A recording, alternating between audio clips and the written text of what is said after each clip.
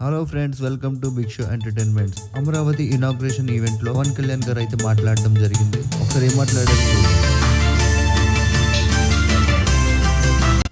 Police lathi దెబ్బలు తిని కేసులు పెట్టించుకొని 2000 పైచులకు రైతులు ప్రాణాలు కోల్పోయి మీ కన్నీళ్లు తుడిచే వాళ్ళు ఉన్నారా ఆ రోజునని చాలా సార్లు మహిళా రైతులు నన్ను అడిగారు.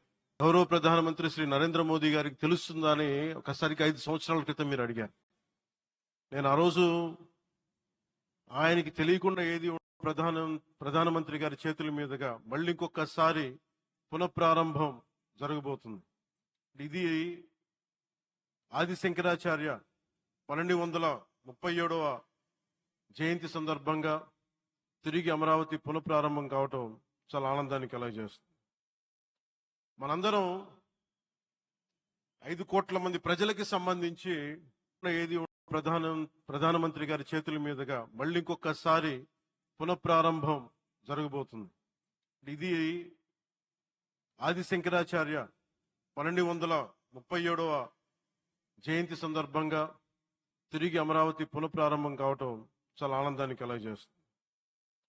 మనందరం 5 కోట్ల మంది ప్రజలకి సంబంధించి